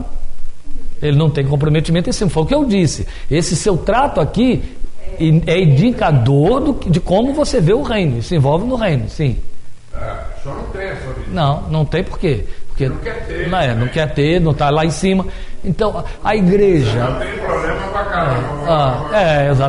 Exatamente. Agora, é bom que se diga, né? A gente está batendo muito aqui na tecla problema, falência, é que não há... A mutualidade não é só a nível de dificuldade. Sim. E um irmão falou para mim assim: Carol, você está com problema, tá? Eu falei, por quê? Ele falou assim: porque Deus me falou, o Carol está precisando de você, ajuda ele. Eu falei, olha, de fato eu estou nela. Ele falou, então olha, amanhã, depois do quê, você passa em tal lugar, eu vou me encontrar com você, vamos resolver isso aí. Tá bom, eu fui. Aí, foi uma coisa até engraçada hoje. Ele falou assim, olha, eu sei que Deus falou comigo, você estava precisando. E você me confirmou. Eu falei, exatamente. Mas eu conversei com a minha mulher, que eu ia te ajudar, porque eu estava precisando. E ela falou assim, não se meta nisso, porque isso aí é consequência. É Deus castigando ele por alguma coisa. Isso é o feijão com arroz, Carlão. Todo dia. Carlão, eu ia te ajudar, não comer. Todo dia. Não, todo dia. Ele está acima de Deus. Então, exatamente. E veja, mas seria bom a gente salientar aqui. Mas seria bom a gente salientar aqui que, embora seja significativo que ele tenha dito Deus falou comigo, o que nós estamos querendo ressaltar é que Deus nem precise falar com o sujeito. Ele perceba e ele se envolva. Essa é a questão da empatia. Sim. E aí, como eu disse, não é só, gente, em direção à necessidade. A mutualidade não atende só ao que está em déficit. A mutualidade é no sentido de convívio, comunhão. A igreja é a primeira e última expressão de fraternidade real. Pedro diz assim, que nós deveríamos nos envolver com entranháveis afetos. É a primeira e última expressão. Assim como o lar é o seu ninho, a igreja não é templo, ouvimos semana passada, a igreja, o grupo com o qual você se identifica, é o espaço onde sua alma se solta. Eu sei que essa aqui não é uma experiência isolada, particular. Tá, eu só estou jogando aqui algumas coisas então pessoais. Eu sei que isso não é uma experiência isolada, mas a gente que convive com a igreja nos dias de hoje e tem memória de outra realidade, vive um choque muito grande. Sim. Entende? Nós emergimos de um tempo em que estas coisas eram mais visíveis e corriqueiras, eram naturais. Havia uma liberdade do Espírito de Deus agir no meio do grupo. Então a mutualidade não era programada, não era agenda de grupo, entendeu? Não, ela acontecia com espontaneidade. As pessoas se procuravam, as pessoas se queriam para estar junto, para bater papo, para orar, para compartilhar a palavra. Então eu me lembro de dizer isso uma vez para um missionário, e ele dizia assim, mas Kleber, você tem que entender que naquele tempo nós éramos jovens. Eu disse, então como explicar os jovens de hoje? Aí ele ficou meio atrapalhado. Eu falei, se você está querendo dizer que isso tem a ver com faixa etária, como é que ficam os de hoje? Porque eles estão dentro da nossa realidade. E eu me lembro muito bem, fulano, que quando eu era jovem e vivia isso com naturalidade, os velhos também viviam. Então, temos outra explicação aí que não há de ser essa que você está me apresentando. É fato. Meu primeiro choque, quando cheguei a Rio Claro, foi que eu estava tão acostumado de chegar no meio do povo para orar e me abrir diante de Deus, com muita liberdade. E isso era comum porque todo mundo fazia a mesma coisa. Aí inventou-se lá, não fui eu, que teríamos reunião de oração às quintas-feiras pela manhã, antes do povo sair para o trabalho. Quem quisesse espontaneamente chegar. Aí eu falei, bem gente, como o horário é curto, todo mundo tem que cumprir o horário de trabalho, a gente começa a reunião às 6 da manhã, não vai ter ninguém para dirigir, ninguém para dar o start. Você chega, se ajoelha ou senta e começa a orar. Tem 4 pessoas que estão em silêncio, levanta a sua voz, ora e sai. Tem alguém orando? Participa com ele. Depois, se você quiser orar, ore. Se não quiser, levanta e sai. Deu sua hora, tá bom. Cumpriu-se isso. As pessoas chegavam às 6 horas, às vezes chegavam juntos, 5, 6, iam se ajoelhando, um levantava a voz em oração, o outro orava, às vezes aquele que levantou a voz continuava ali, porque ainda tinha tempo, o outro também orava. E aí, na segunda reunião que teve, eu fui lá, e eu estava, como aquelas manhãs especiais, eu estava cheio da presença de Deus, estava tão gostoso. Mas para mim, estar cheio da presença de Deus não é começar a cantar, festejar, eu choro. Aí comecei a chorar. Gente, levantou-se um clamor no grupo pelo coitado do pastor. Oraram por minha mãe, por meu pai, por Lília, por Laís, que era a única que tinha nascido. Oraram pelos parentes que tinham ficado no Rio de Janeiro. Consola o coração do teu servo. Eu só dizia misericórdia e dizia para Deus: estou morrendo de vergonha. Me ajuda a nunca mais chorar perto dessa gente. Não me visite no meio deles. Eles não entendem disso. Complicado, não é? Então, a questão é, isto é espontâneo, é o Espírito de Deus quem gera quando há corpo, entende? Mas aquilo que você falou, que ele tinha dito também, infelizmente, é que o povo vai na igreja se servir, tem muita pressa, quer ligar o carro e sair correndo, porque vai perder tempo, já se serviu do que precisava. Então não tem tempo para o outro, mesmo porque o outro não tem valor nenhum, só o pastor tem. Aliás, eu estou indo lá para no finalzinho conseguir 2 minutos de oração. Certo? Então, o outro não tem nenhum valor. Quantos não usam a igreja, o pastor e Deus? Sim. Às vezes estão pensando que estão usando Deus ao estar usando o pastor.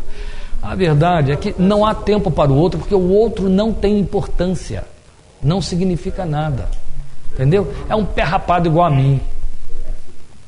Paulo disse assim: gente, o pé rapado sou eu. Deus nos colocou como escória de todos. Não foi o que ele disse lá? É que ninguém entende assim. Vamos orar e encerrar nosso estudo de hoje. Obrigado, Pai, por esse tempo. Eu sei que durante este tempo em que estivemos verbalizando estas coisas e procurando contextualizá-las na realidade do que experimentamos, e com lamento, eu sei que o Senhor viu e ouviu que nas colocações de uns e outros aqui houve lamento. Nós todos que estamos nos colocando hoje como críticos da realidade da igreja nestes dias, até aparentemente vitimados por essa situação, estamos incluídos no contexto, porque acabamos repetindo os mesmos movimentos, acabamos condicionados a esse movimento de corpo, do grupo, quase que generalizadamente, se não generalizadamente, a igreja vive esse espírito clubista, em que cada um cuida de si mesmo, cada um se serve como quem vai num restaurante do cardápio que está sendo oferecido e então faz a sua própria opção, isolado na sua própria mesa. Ó Deus, e assim tem acontecido com o corpo de Cristo. Há dons distribuídos, há valores às vezes em palavras de 12 minutos, há valores, ó Pai, em presença, há valor num olhar, há valor num toque, há valor na oferta de um tempo, há valores em termos de palavra de sabedoria, ministração profética, que não tem de necessariamente sair da boca de alguém com esse estigma, mas o Senhor pode usar qualquer um. O Deus que nunca se serviu de titulares, usava as filhas de Filipe, só sabemos o nome dele, eram 5 profetisas, ninguém sabe o nome de nenhuma delas. Quando foi necessário, usou a mula para falar com Balaão. Ó Deus, quantas vezes o Senhor aparece uma única vez e desaparece, um Ananias, e na verdade é aquele que o Senhor usa para dar a orientação do maior ministério apostólico da cristandade, que foi o ministério de Paulo. Ananias aparece apenas nesse princípio do ministério de Paulo, um momento fugaz, nunca mais se ouve falar nele. No entanto, foi o maior marco na vida do teu servo. Ó Deus, nós sabemos que o Senhor tem isso dentro da igreja, no corpo, não apenas por conta dos dons, não apenas por conta do lugar que ocupa, mas porque somos a imagem de Cristo Jesus, porque o Senhor se manifesta em cada rosto, na vida de cada um. Se nós abrimos mão disso, se desprezamos isso, só vamos encontrar as marcas do velho homem, elas são repulsivas. Senhor, se nós não temos sensibilidade, visão para ver a marca de Cristo no servo de Deus, na serva de Deus, que se assenta conosco, que comunga conosco, que está ao alcance de uma linha telefônica, ó Senhor, onde vamos esperar viver isso? No seio da nossa família pagã, debochada, secularizada, mundana, às vezes está chegando a nós apenas por interesses. É lá? Vamos encontrar isso entre os amigos do bar, do clube? Ó Deus, tem misericórdia. Se a igreja não desenvolve isso, se a partir do nosso próprio coração não nos abrimos para fazer diferença, para querer que haja essa infecção de aliança, de mutualidade, vamos perder a maior experiência da nossa história contigo, da nossa vida cristã. Somos o corpo de Cristo. Somos membros deste corpo e, como Paulo disse em Romanos 12, o texto que não lemos, de igual maneira somos membros uns dos outros. Somos interdependentes e nem nos damos conta disso. Eu te louvo por esse momento. O Senhor sabe que às vezes é inevitável lamentar a ausência de alguns que corriam bem, mas a razão não está pelo fato de que ficam ausentes, é porque deixamos de vê-los. Esta era a oportunidade. A oportunidade de estar junto, de contatar. Quem pode dispensar esses momentos, meu Deus, não valoriza nada, não tem crédito algum, e a gente lamenta, porque a verdade é que quantas vezes a gente quer estar aqui só para ver, só para estar junto. É importante, é bom, é corpo, não se acha em qualquer lugar, não se encontra ali na esquina, não se encontra nos aglomerados dos salões evangélicos, não se encontra. É nesses grupos pequenos, é no meio do povo com quem temos empatia, onde se pode falar com a liberdade com que eu falo aqui, é aí que há essa identificação de corpo, essa necessidade de ver, de rever, de estar junto. Ó Espírito de Deus, gera isso no meio do teu povo, a necessidade de estar junto, a necessidade da koinonia, independente de ajuda, é apenas participação. Ó Deus, nós rogamos que na Tua misericórdia o Senhor visite a igreja, o Senhor visite o corpo de Cristo, o Senhor traga sentido de corpo, espírito de corpo, o Senhor traga espírito de aliança no meio de Teus filhos. Cria essa mutualidade da necessidade para que uns se apeguem aos outros por amor de Teu nome. Ouve, Deus, nós vemos isso na vida animal, por que não pode acontecer no rebanho de Cristo? Os que se ajuntam para se proteger de predadores. Ó Senhor, nós te rogamos que nos ajudes a nos ajuntarmos para usufruirmos o que há de melhor em nós, que é a imagem de Cristo Jesus. Nós te rogamos e te agradecemos por esse tempo e pedimos que nos ensines para a glória de Teu nome por meio de Jesus. Amém.